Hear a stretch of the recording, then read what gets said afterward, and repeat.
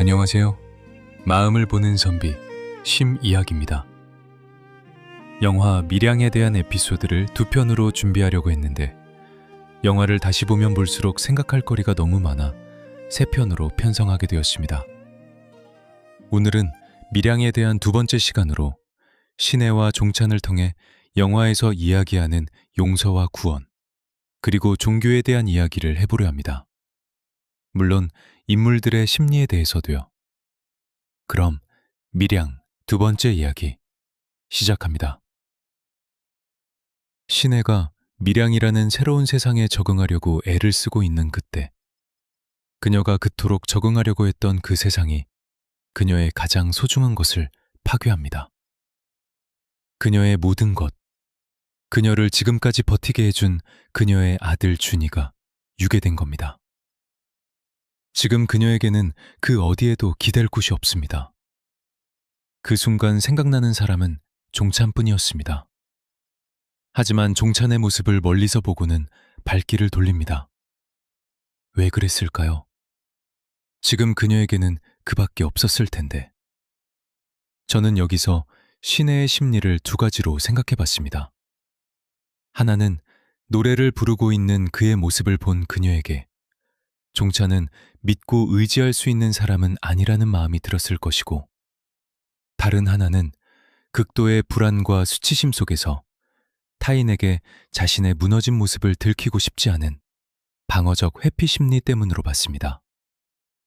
사람은 견딜 수 없는 위기 상황에 놓이면 도움을 원하면서도 동시에 타인과의 접촉을 피하려 합니다. 무너진 자신을 확인받는 순간이 너무 두렵기 때문이죠. 그녀는 유괴범에게 자신의 전 재산을 털어 전달합니다. 하지만 유괴범이 원한 액수에는 턱없이 모자랍니다. 그녀가 가진 돈은 그게 전부였으니까요. 땅을 사려고 했던 것도, 집을 사려고 했던 것도 스스로를 괜찮은 사람처럼 보이게 만들고 싶은 몸부림이었으니까요. 결국 그녀는 아들을 잃고 맙니다. 범인은 준이의 웅변학원 원장이었죠. 그녀가 밀양이라는 도시에서 조금이라도 더 괜찮은 삶을 살기 위해 했던 노력들, 그 새로운 세상에 적응하려 했던 몸부림이 어쩌면 그녀의 가장 소중한 것을 파괴했다는 것은 지나친 억측일까요? 저는 이 장면이 참 잔인했습니다. 신혜는 밀양이라는 세상에 섞이기 위해 노력했습니다. 사람들과 어울리고 회식 자리에 나가고 새로운 삶을 살아보려 했죠. 그런데 역설적이게도 바로 그 순간 세상이 그녀를 무너뜨립니다. 세상과 연결되려던 순간 그 세상이 그녀를 부숴버린 겁니다.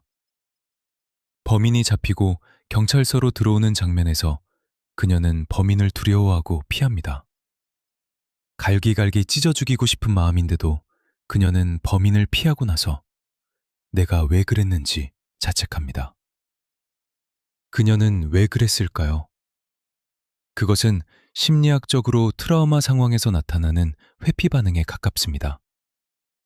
사람은 극도의 충격과 공포를 마주하면 싸우거나 도망치는 것뿐 아니라 아무 행동도 하지 못하고 얼어붙는 반응을 보이기도 합니다. 신혜는 분명 범인을 죽이고 싶을 만큼 분노하고 있었지만 실제 범인을 눈앞에서 마주한 순간 몸과 마음이 충격을 감당하지 못하고 회피해버린 것이죠. 이제 그녀에게 삶은 의미가 없습니다. 밀양에서 그녀는 삶의 의미 자체를 잃었습니다. 밀양에 올 때 그녀가 어디로 가야 하는지 방향성을 잃었다면 지금의 밀양에서는 삶의 목적 자체를 잃은 것이죠. 그런 그녀의 앞에 교회가 눈에 보입니다. 그녀는 무엇에 홀린 것처럼 교회에 들어가서 찬송과 통성기도에 숨어 눈물을 흘립니다. 사람은 언제 종교에 의지하게 될까요? 혹시 시청자 여러분들은 견딜 수 없는 괴로움과 고통을 겪어보신 적이 있을까요? 사람은 자기가 감당할 수 없는 고통이나 괴로움이 오면 초월적 존재를 찾게 됩니다. 심리학적으로는 이것을 보상 통제 이론으로 설명하기도 합니다. 인간은 세상이 통제 가능하다고 믿고 싶어 합니다. 하지만 감당할 수 없는 비극이 닥치면 세상은 무질서하고 불공평하며 예측할 수 없는 공간처럼 느껴지죠. 그 순간 사람은 이 모든 것에도 의미가 있을 것이다. 누군가가 나를 보고 있을 것이다 라는 절대적 질서를 갈망하게 됩니다.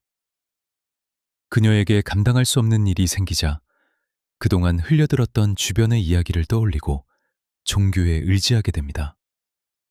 그리고 마음이 편안해진다고 믿게 되죠.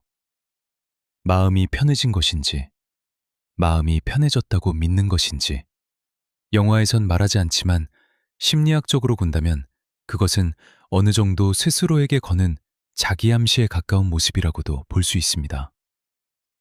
이것은 플라시보 효과와 유사한 심리작용이라고 볼 수 있습니다. 실제로 상황이 해결되지 않았더라도 나는 구원받고 있다. 이제 괜찮아질 것이다 라는 믿음 자체가 심리적 안정감을 만들어내는 것이죠. 조금 영화에서 벗어나 이야기를 해보자면 교회에서 신앙 간증을 한다거나 중독자 모임에서 자신의 이야기를 사람들 앞에서 털어놓는 행위에는 분명 심리적 의미가 있습니다. 왜냐하면 심리학적으로 카타르시스 효과와 자기 개방의 치유 효과가 존재하기 때문입니다. 사람은 자신의 고통을 언어로 꺼내는 순간 억눌려 있던 감정을 정리하고 심리적 해방감을 느끼게 됩니다. 그녀는 가장 고통스러운 순간에 하나님을 영접했다고 믿으며 교회에 더욱 의지하게 됩니다. 종찬이 믿음 없이 교회에 다니는 것을 힐난하면서 말이죠.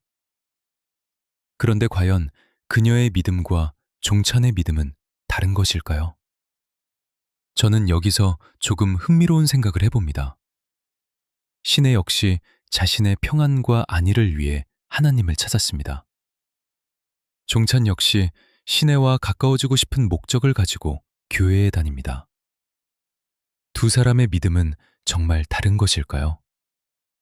저는 이 두 사람의 대조를 통해 영화가 대한민국 종교의 문제점인 기복신앙의 모습을 드러낸 것은 아닐까 생각했습니다. 하나님을 알게 된 시내는 큰 결심을 하게 됩니다. 바로 자신의 원수인 유괴범을 용서하기로 한 것이죠. 그녀는 종찬의 만류에도 유괴범을 찾아갑니다. 그런데 어쩌면 가장 충격적인 장면이 등장합니다. 유괴범 역시 이미 하나님께 회개하고 용서를 받았다고 말하는 것이죠. 아주 평온한 얼굴로 시내를 바라보며 자신은 이미 구원받았다고 이야기합니다. 시내는 이제 완전히 무너집니다. 여기서 영화는 우리에게 수많은 질문을 던집니다. 먼저 용서에 관하여입니다. 그녀는 정말 그를 용서하기로 한 것일까요? 신을 통하여 원수를 용서하기로 한 그녀였다면 그의 회개와 용서에 대한 사실을 부정할 수가 있는 걸까요? 사과 없는 용서는 가능한 것일까요? 우리가 용서라는 행위를 하는 이유는 무엇일까요? 어쩌면 용서란 상대방을 위한 행위라기보다 내 고통을 견디기 위한 심리적 선택일지도 모릅니다. 타인을 용서함으로써 내가 더 도덕적인 위치에 서 있다고 느끼고 그 우위를 통해 심리적 고통을 줄이려는 것이죠. 그리고 종교적인 회개와 용서에 대하여 생각하게 합니다. 대상 없는 회개와 용서라는 이름의 독백을 하는 이유. 그것은 어쩌면 죄를 해결하기 위한 행동이 아니라 견딜 수 없는 죄책감을 덜어내기 위한 심리적 방어기제일 수도 있습니다. 용서와 회개의 메커니즘은 심리학적으로 아주 멀리 떨어져 있지 않습니다. 둘 다 결국 인지 부조화를 줄이기 위한 심리적 자기 합리화 과정이라는 공통점이 있기 때문입니다. 인간은 자신이 저지른 죄와 스스로 믿고 싶은 나는 나쁜 사람이 아니다라는 자아상 사이에서 갈등합니다. 그리고 그 불편함을 줄이기 위해 회개를 하거나 용서를 선언하거나 혹은 스스로 구원받았다고 믿으려 하는 것이죠. 그래서 때로 인간은 상대를 위해서가 아니라 자기 자신이 무너지지 않기 위해 회개하고 용서하기도 합니다. 이 부분에서 저는 미량이 굉장히 무서운 질문을 던진다고 생각했습니다. 인간에게 용서받지 못한 사람이 신에게 먼저 용서받아 버리는 순간, 그 구원은 과연 누구를 위한 것인가? 이제 영화는 마지막으로 달려갑니다.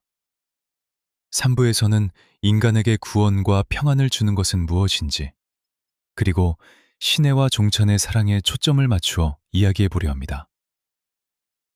여러분 언제나 행복하시고 다음 편에서 다시 만나 뵙기를 바랍니다. 꼭이요.